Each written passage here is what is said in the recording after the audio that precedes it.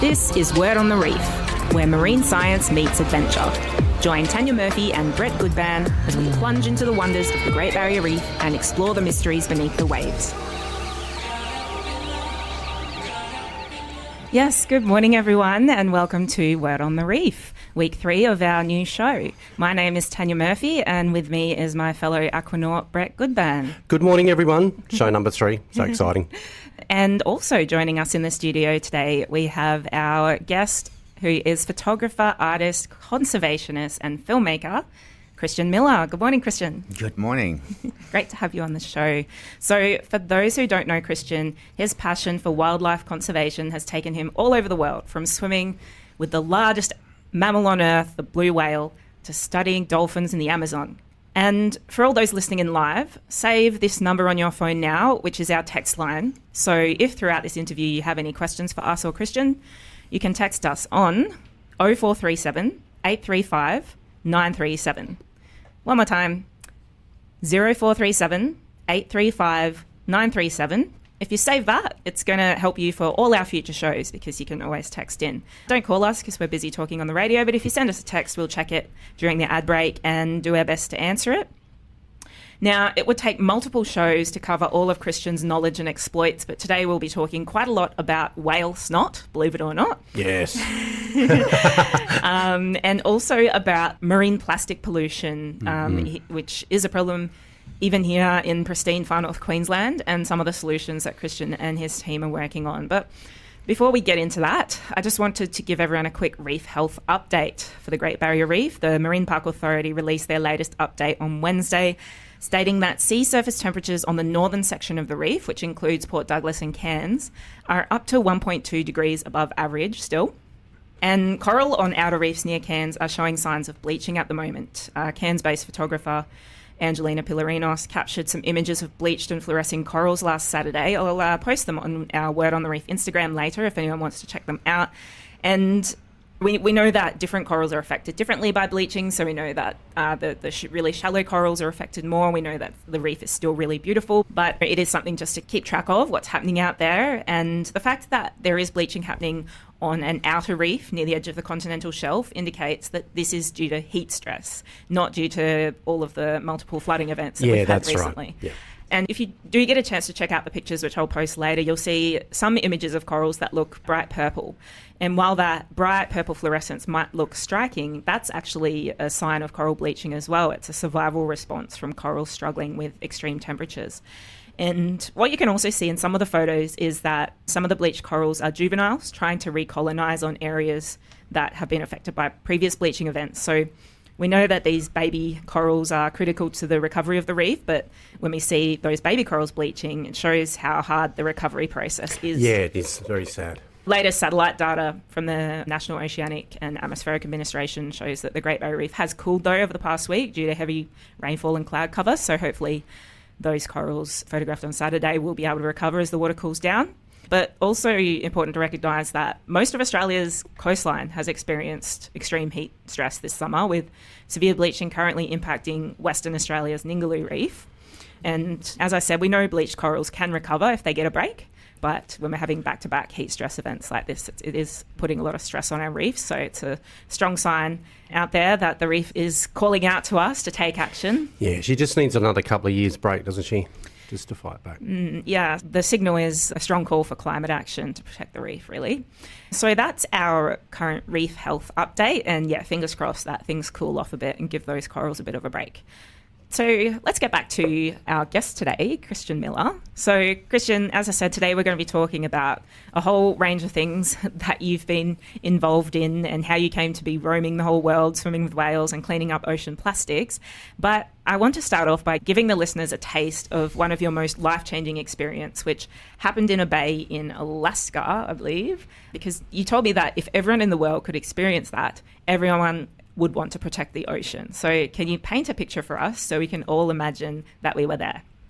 Yes, yeah, I'd love to do that. I'd love to talk about whales. Maybe let's just give you a little taste of yes, please. The sound and how it sounds and feels like to be amongst whales and immersed in their world of sound. Get ready to be mesmerised, people. Yes, so Christian has sent me some of the whale sounds he recorded. It's just coming from my phone into the microphone, so I hope the sound quality will be okay for everyone out there listening.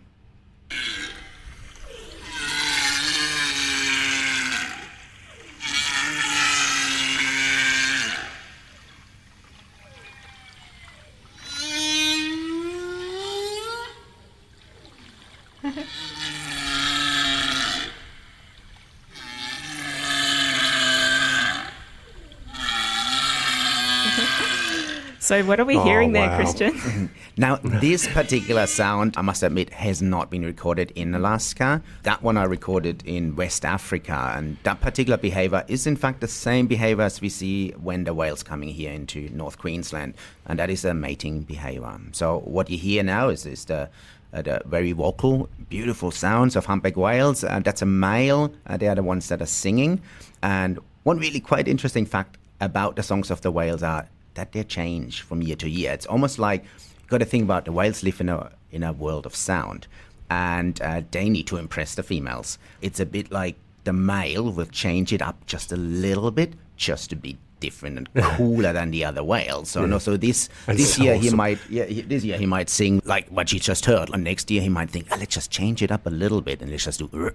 The music genre has changed in 1 year. Yeah, and then hopefully the female are going to go, whoop, what is happening? And then he's going to be chosen eventually to basically... be on the Whale Hottest 100. Yeah, produce Spring of Whales, basically. Wow. It's incredible, isn't it? Yeah, so... At first, I must say, very privileged, having started off as a dive instructor here in Australia, and particularly here in Cairns, and then the whole world opened up, and being invited to work with some of the leading scientists in the world and go to the most pristine and remote locations, like the one that I told you about in Alaska. So to try to immerse yourself into this region. So think about a pristine bay, maybe, about from Cairns to like Fitzroy Island and Green Island. Just make a big circle and then just picture like snowy mountains all around it, and then think yourself on a boat with a bunch of like-minded people, like 5 of us, in the middle of this bay, no sound, no wind, and just nature around us. And then now picture about 300 humpback whales coming into this bay every day and feeding on krill and whatever kind of life is there. And they're literally going there particular to feed as fast and as much as possible, because they are going to have a journey ahead all the way down to Hawaii and then get babies, nurse them for a few months and then return back.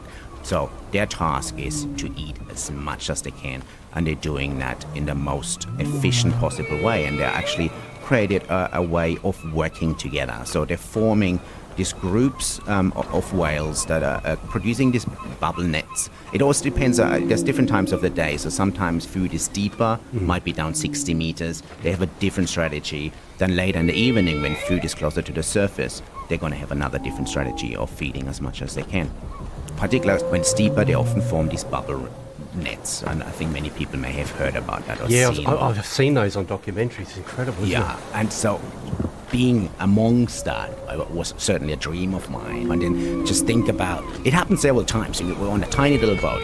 Think about like a 25-foot little boat. And it happened so often that this bubble net formed all the way around us. Wow. And the first time that ever happened, I was thinking, oh my God, we're doomed. We're going to get eaten and swallowed by whales. There's better ways to go, isn't there? Yeah, but however, you got to trust a little bit in nature here. And again, the whales are living in a world of sound and sonar, and they have a very great understanding of what's happening around them. In fact, let's just say if you be in front of a whale or a dolphin and you hold something behind your back, they can still see it, because they can see right through you. They get a complete three-dimensional image of yourself or what's behind you, which is what they need in order to hunt in a complete dark world, particularly when they're deep.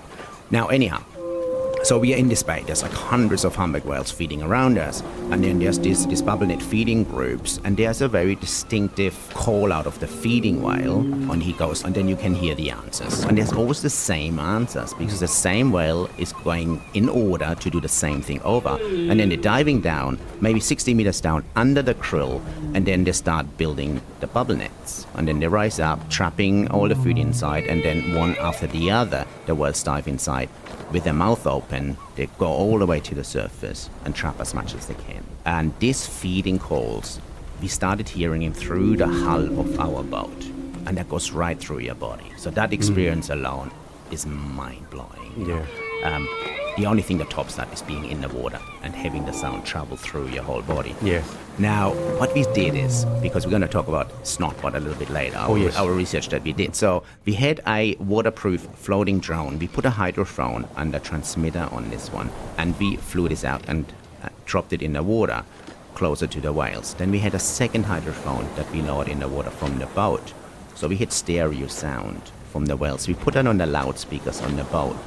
So we had a visual and we heard exactly what the whales did in stereo in this most pristine part of nature. And like we all just closed our eyes. We all just said, screw the science. We're just gonna immerse yourself. We're just gonna take this moment, because you don't know if you ever in your life are gonna be witnessing a nature event like this again. And that's something that stuck so deep with me that I wish everybody on the planet could hear that, and I believe everyone would love the ocean 1,000 times more. Yeah, I agree. Wow. we're under the water. We're there now. Yes. Thank you for taking us there. Wow. So, Christian, obviously, as a underwater and above water filmmaker, you've filmed for BBC, David Attenborough, Netflix, you name it. What was one of the biggest or most exciting film projects you've been involved with over recent years? Oh, look, overall, I think all of that is exciting. And I think that's probably one of the things that, when this becomes like almost your mission for life, it's your purpose, just get me where things are happening. As simple as that. I don't even care with whom or for what reason. Just get me out there in the wild. But there's been, of course, very exciting things which I find that extremely exciting myself. For example, working on One Strange Rock, the big series with Will Smith. That's also been here in far north Queensland, up in Rhine Island, for example. And I did a particular section on the blue whales. And there was one task, and that's why I'm telling you the story. It's nature doesn't always give you what you expected. It can go either way. Maybe it doesn't give you what you want, or it gives you 10 times more. But in that occasion, so there's one thing that we tried to shoot, and that is having a blue whale swimming through bioluminescence and recording that with a drone in the middle of the night. So just all the things that needed to happen. So think about a big drone, like a drone the size of a small car with a cinematic camera on it. Then you got to go in a tiny little boat out in the middle of the night. You got to find a blue whale, and then you got to start that drone from this little boat, and then you got to record that bioluminescence. So we didn't succeed. But we tried. But that was one of the occasions which was like for 2 weeks we're going out every night and trying I've already pictured that in my head, so you make sure you do it all right. Yeah, exactly. I've seen dolphins with the bioluminescence flying off them before, so I can only imagine it in my head as well.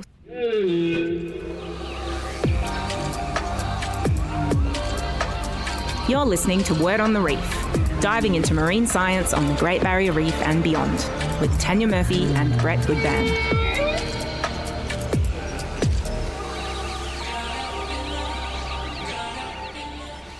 Yes, good morning, everyone. Never has our theme tune been more accurate, because today we've been talking a lot about whales and whale songs with Christian Miller. Christian, let's circle back. You grew up in Bavaria in southern Germany. So were there signs back in those early days that you were going to have a life of studying and protecting marine life? Look, I must say, I probably was quite lucky, because my father was very adventurous, and certainly we went camping several times every year, and like every kind of family excursion that we did was always surrounded by a bit of adventure and ocean as well. So it certainly left something deep inside of me that led to this journey, I would say. Yeah. And so you're an artist, and that started from a very young age as well, didn't it? Yeah, I loved to draw particular wild animals, but also portraits and people, and I've done very well. Didn't really care much in my age, being invited by ministers for some European art contests, etc. I just cared about drawing, because I think anybody that could relate, when you're like a born artist, there's a particular part of you that just needs to create at all times for no particular reason, in a way.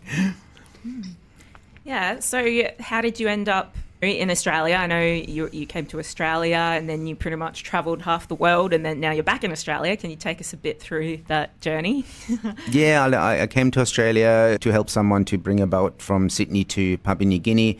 And since I was in Australia already, I did a dive course down just north of Sydney. And it was the first time I saw dolphins in the wild, which I had tears in my eyes. It was an incredible experience. I could not believe that this is happening right there in front of my eyes. And then I was, that is strange, I was really scared of sharks, like stupidly scared of sharks. Like I was thinking I'm going to get eaten in a lake in Germany. So I said goodbye to all my friends before I went on my first dive because I was convinced I won't return from this dive. Anyhow, I did see sharks, and it became an obsession. Like I could not get out of the water. The way they moved, the peace that this transferred, back to me, it changed my world in an instant. I became a dive instructor then in Australia, and then the world opened up. Started working in the Caribbean, Central America. I lived over there, and then back in Asia, and then I returned back to Australia later on. Yeah, I think your experience mirrors mine and perhaps a lot of people. Growing up, having seen snippets of Jaws and the media, I was terrified of sharks. That used to be my worst nightmare. I wouldn't swim in the deep end of the swimming pool when I was really little because I was so scared of deep water. But as soon as you actually get out there and face that fear and see a shark, especially if it's, harmless reef sharks or nurse sharks, you realise that, they're actually just really beautiful creatures. Yeah, once you make that connection with them, it's different, isn't it? Yeah, and that's another reason why I feel this to be like our job as loving the oceans. I think we have a chance to give everyone that opportunity to fall in love with the ocean instead of being afraid of it. Mm-hmm, absolutely. So life starts outside your comfort zone is a saying that I like to live by, and it definitely opened up your whole world, didn't it, Christian? Tell us about a story from the Caribbean when you had one of your first Free the Marine Life moments. There were a few moments that kind of unleashed this activist inside of me.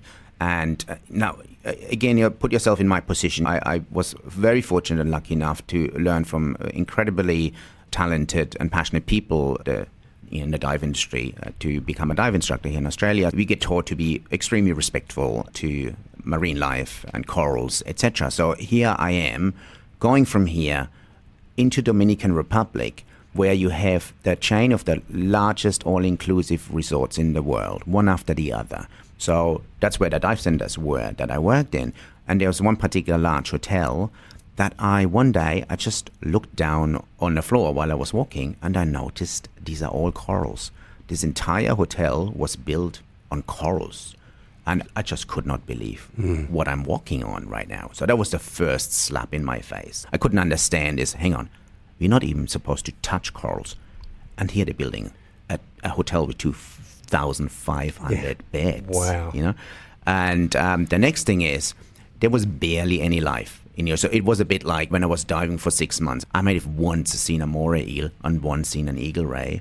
And then maybe once a year I saw like a nurse shark. So I was not satisfied, of course, because it was not the same ocean that I experienced here in Australia, which was full of life. Yeah.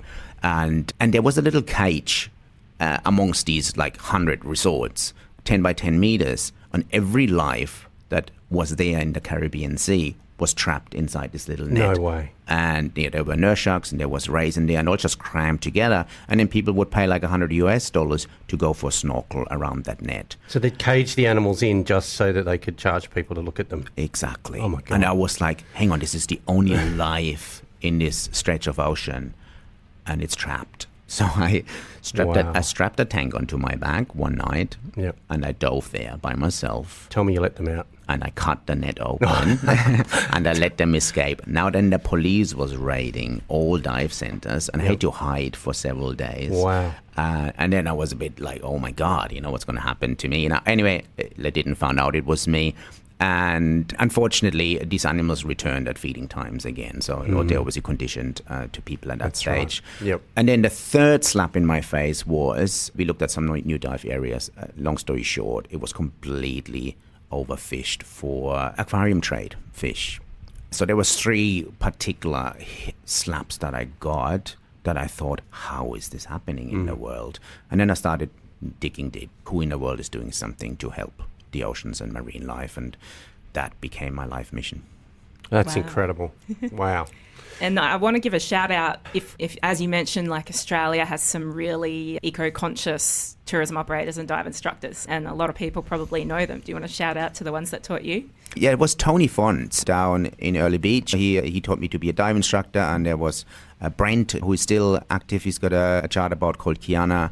And we occasionally did, in the last 2 years, we did a few projects together to clean up beaches within the Whitsunday Islands. And it's amazing to reconnect to the people that sent me on this journey. And then now we're fighting for the oceans together. It's incredible. Yeah, I think we're very lucky. As you mentioned, there are some parts of the world that don't have as strong of a conservation aspect to their tourism industry. But I know that in Australia, at the Great Barrier Reef, it's one of the best managed marine parks in the world. So it's got the best chance that it possibly can have, despite some of the overarching threats that it's facing.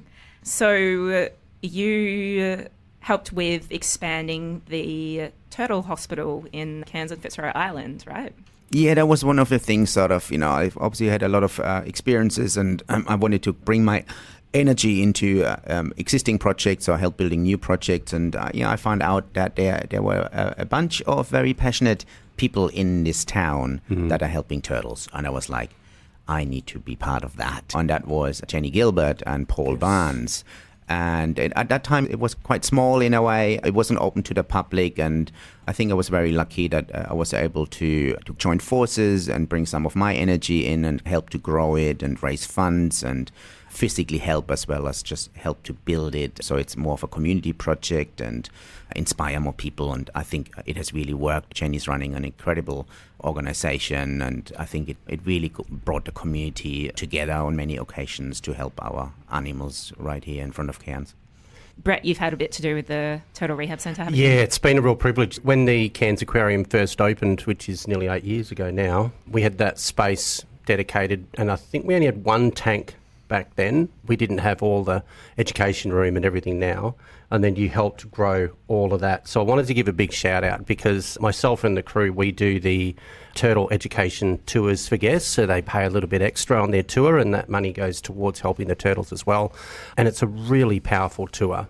I usually have 100% strike rate. I at least make one person cry in that education show because people really connect, and it's making a massive difference. It's really cool. So if anyone does get to the Cairns Aquarium, listen to my shows, of course, but please come along to the Cairns Turtle Rehab Centre and learn about these magnificent animals, and you'll get to meet Tommy, who's hilarious, and we've got Brachelle, and we've got Wazza in there as well at the moment. They'd love to see you as well. So, yeah, massive work, mate. Thank you.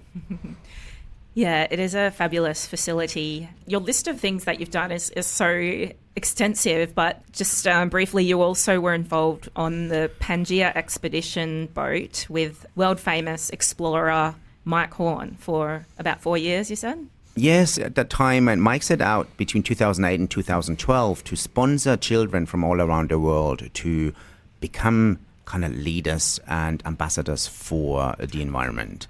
And the idea really was to bring young adults back to nature, because I think one of the big problems we're facing is the disconnection from the natural world. Yeah. And that is something that I believe we have to work on much harder. And here is this incredible vision here, the 115-meter exploration sailing vessel that can go into ice and into any location in the world.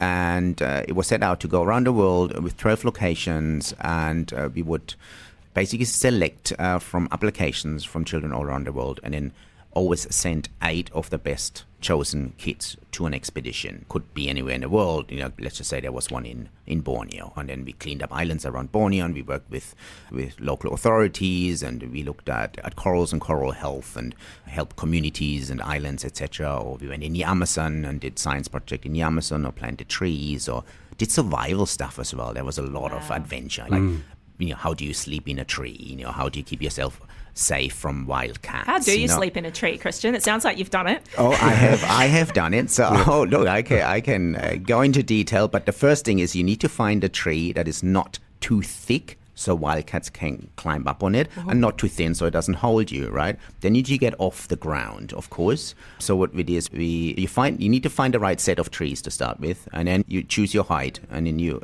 have to put a hammock across, climb up, which actually there's another funny story to that. The first time I did that, so everybody found their own set of trees.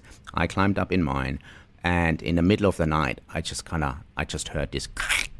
Oh. And I fell out of the tree. My hammock ripped into half. So I fell straight onto the ground. Kind of laughed at myself at first.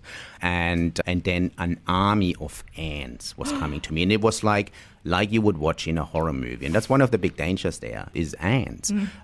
So anyways, I got to get back in the trees. Long story short, in the end, I had to tie myself into the tree with the leftover pieces of hammock and rope. And I didn't get much sleep that night. My goodness. That is wild.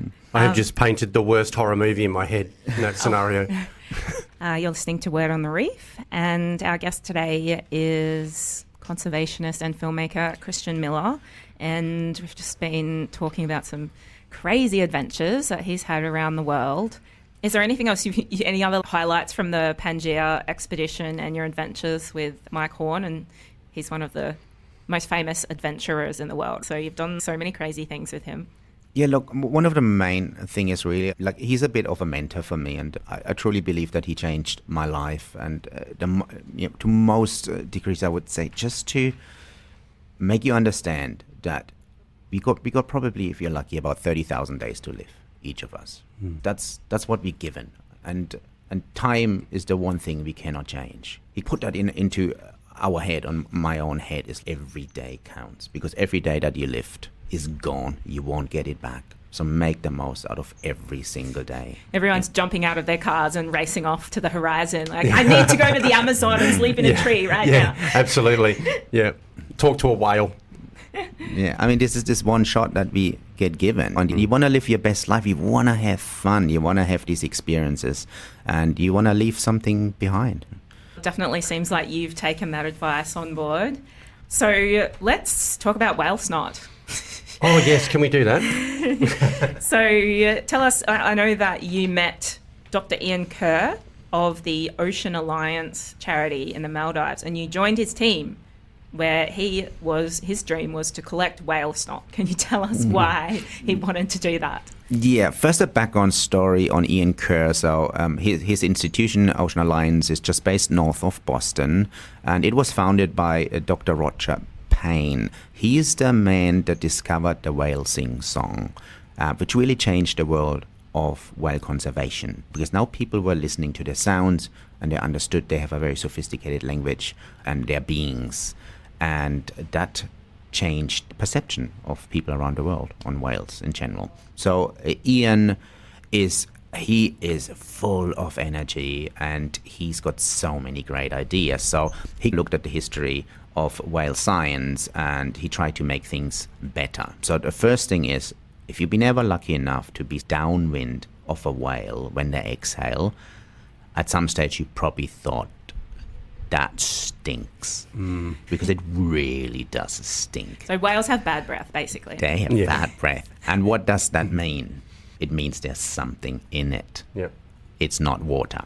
So that was the first thought. So there have been different ways of collecting this liquid, but generally it's quite dangerous to be that close to a whale. It's not good for the whale. It's not good for the scientists. It's very invasive, and it can also kind of change not only their behavior, but it can also change their hormones. They can be stressed, right?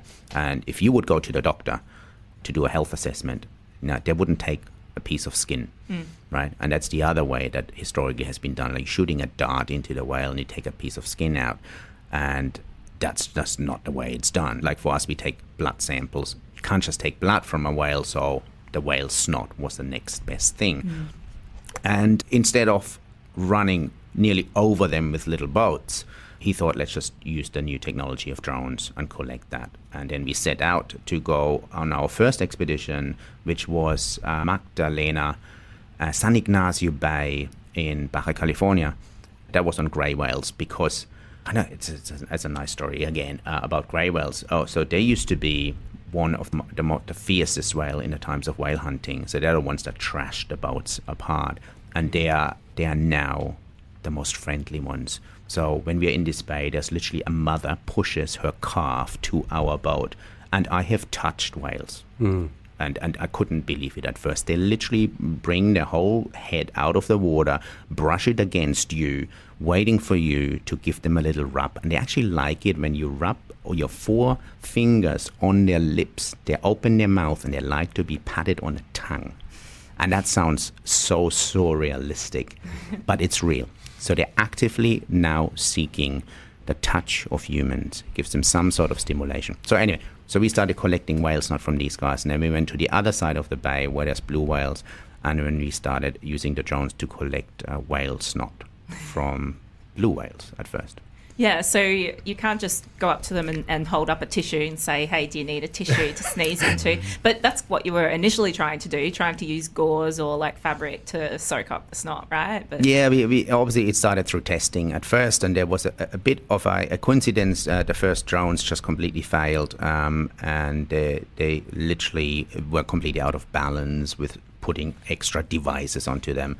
And it happened to be my more of a cinematic drone that came back from one of the flights where I recorded behavior of the whale, the collection data, and how that whale plow is being affected by the velocity of the drones, etc. So my drone came back completely drenched in whale snot. Nice. From top to bottom. And surprisingly, you were ecstatic about that. Yeah. And we were looking at each other and we were like, all we need to do now is to capture that. Yep. Right? So what we did is we put petri dishes onto my drone, and they were completely filling up. So that kind of changed the project. You're taking a whole science lab to the nostrils of a whale. Yeah. That's gold. And look, the main thing is particular, and every scientist in the audience would know what I'm talking about. If you are looking at lots of different data sets, you need a big sample. So a sample it can never be too big, right? So we put up to 6 petri dishes on the drone, and I gave enough samples to like not only look for DNA, but also your microbiomes and stress hormones and every other aspect of the health of this whale. Yeah, so I understand this revolutionised the whale research because it means you can just get so much more data about whales without disturbing them. You've got a permit to do this drone method because testing revealed that it doesn't harm the whales to have the drones there. So what is whale snot like? Well, it is a liquid, but you can certainly see the substances inside. Once the drone comes back, we obviously there's one of the scientists. His name is Andy. He would be all covered up with a mask and gloves and everything. There's no cross contamination of these samples, and he would scrape that off and put that in little vases, and then it goes to the lab later on. But yeah, it's a bit sort of gooey. It's come from the inside of the lung, so it's not like water, but it's pretty close to it. But you can see there's like substances inside. Yeah, right. So if anyone else out there is lucky enough to see whales while you're out boating, probably should just insert a disclaimer. Don't try and drive up to them and try to scratch them on the tongue, because Christian mentioned it. I think it's like they have to come to you, and always let the animals lead. Yeah, like I was there in Mexico, and obviously one of my parts of being in these teams was always to create sort of the visual stories, right? So I obviously report on the projects, but also inspire more people, and then also give opportunities for fundings towards these incredible projects. Every chance I get, I'll jump in with my camera. And obviously the drones record by themselves, so you get an amazing vision of these animals, of course, behavior as well as images in general. But anyway, in that bay, in Baja California, the blue whales are protected, and the Mexican authorities, they're really cracking down on this, which is great to see. So we always work with the authorities, so we usually invite them onto our boat, and there's usually one of them coming with us, and we grow together and working on this together. They're quite sensitive that people know that you're not allowed to fly drones on the whales, so you be very respectful to that, and make sure that other people don't try to replicate what we do, because that's science. And that's not just it's not a hobby. Yeah, someone without experience could accidentally crash their drone into the whales. That's right, that's important. Or blowhole, shall we say. Yeah. Yeah. In short, we don't want to impact the whales and their behavior, and they're there for feeding purposes and for nursing their babies, and we don't want to disturb that if you don't have to. But Christian, one time you did actually do something which probably hardly anyone on the planet will ever get to do, which is swimming with a blue whale, the largest mammal on the planet.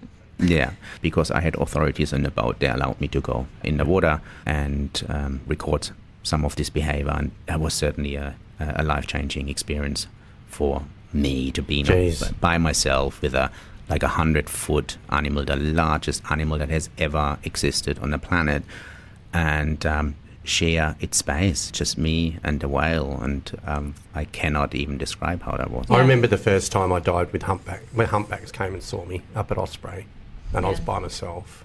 I can't even imagine a blue whale. Yeah, that is just next level. Yeah, its humpback whales are beautiful, right? And their songs and their big flukes, but it's just it's I wouldn't say funny, but when we're out on these expeditions, there's not only blue whales, right? So there's fin whales. The fin whale is the second largest, but it's almost like when we see a fin whale, it's only a fin whale, but they're still really large. And then there's a humpback whale, and we're like, oh, look at this cute little humpback whale. Well, I was like that after the humpbacks had come and seen me, and then the week after I had minkies, going, it's just a minky. Exactly. It's not a competition, guys. No. Humpbacks, they're old news. Everyone sees humpbacks. That old chestnut. Our guest today is conservationist and filmmaker Christian Miller, and he was just telling us about how he swam with a blue whale, the largest animal on Earth, which we're all very jealous about. And it's so huge. How long did it take to actually swim past you? It felt like it never ended. But I was quite conscious about there's going to be like a 7-meter fluke coming up to me at any given second. So I certainly had to keep a good eye on what's coming from the left, right? Because that body just kept going and going. Yeah, actually, that's why we have to be very careful around whales, because I remember you telling me that someone helped to free an entangled whale and then it gave a celebratory leap and actually landed on the person and killed them. Yeah, you got to respect nature. Like these animals, they have an incredible sense on what's happening around them. Like their entire skin is like an organ, so they can absorb anything that's happening around them. However, they are wild animal and we come into their world, right?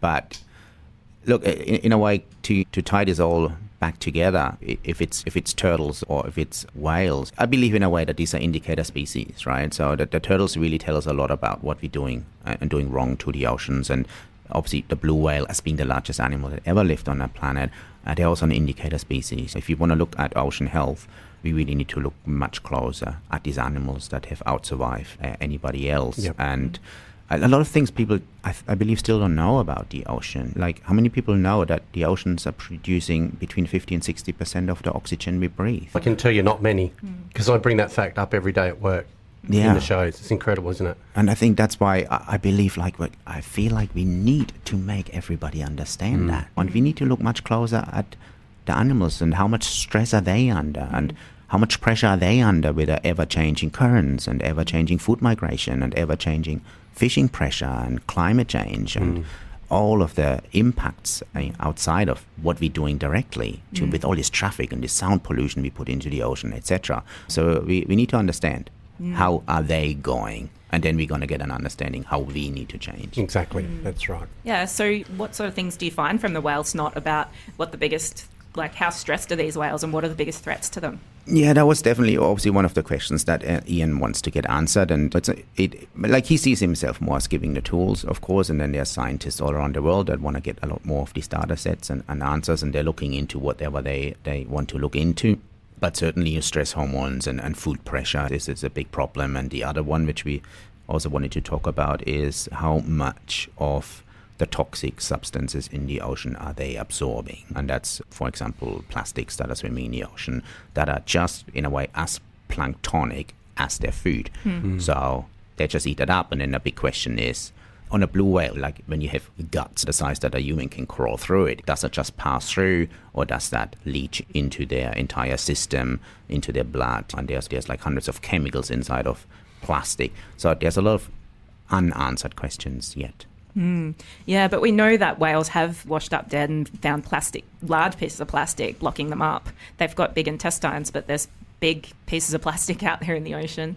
And we know that a major cause of turtles ending up in the Cairns Aquarium Turtle Hospital and the Cairns Turtle Rehabilitation Centre is from swallowing plastic. So we've got about 5 minutes left and we could do a whole 15 more episodes to talk about plastics in the ocean, but we'll definitely get Christian back to talk more about those topics. But we can just touch on Parley for the Oceans is a wonderful charity that Christian's involved with, and it does a lot of things, including dealing with ocean plastics. So, yeah, do you want to give us a bit of a wrap of Parley for the Oceans and especially what you're doing in Far North Queensland? Yeah, with Parley for the Oceans, it started in 2012, and we've been a small team in the beginning to really look deeper at plastic pollution around the world and trying on a large scale to figure out how can we change this. The answer is it's a transition, of course. We are addicted to this plastic. Unfortunately, it's everywhere. You open your fridge and you're part of this story, unfortunately. But the future is certainly going to be a material revolution. We need to invent our way out of this mess that we created. And there is solutions, and we need to try to find a way to scale them, and that's particular fast-growing substances like algae, going back to the ocean, but even like mushrooms, yeast, mycelium.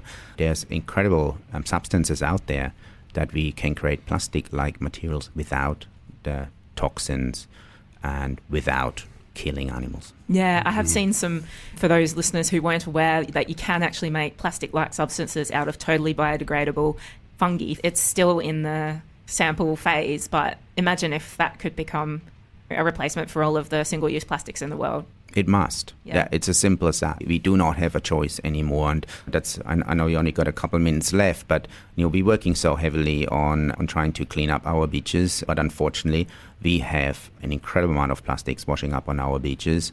I'll give you one idea, an area we worked on for the last 7-8 years, up around Hopewell, Cooktown, that area. There's Cape Flattery and Cape Bedford. Cape Flattery, that beach is about 20 k's long.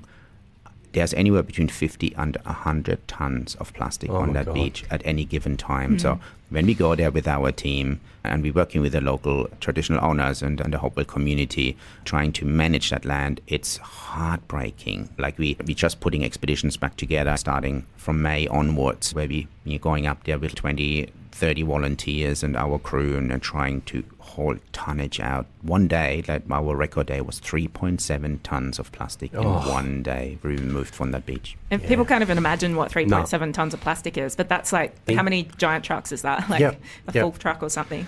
Yeah, look, the thing is, as the last few words, we always got to think about what can we change. It's very hard. You go to the supermarkets and you see everything is packaged, but we just need to make better choices at this stage of what we can do as consumers, on individuals. Right. We need to really put pressure onto everything and everybody around us, from the takeaway, of course, and a lot of things we have gotten rid of successfully, but on scale, we are very far away from solutions. And unfortunately, I see more and more plastic creeping up on the Great Barrier Reef. I have not seen that 20 years ago, and I cannot unsee that now. So we have to act really quickly, otherwise the Great Barrier Reef going to look like Bali very soon.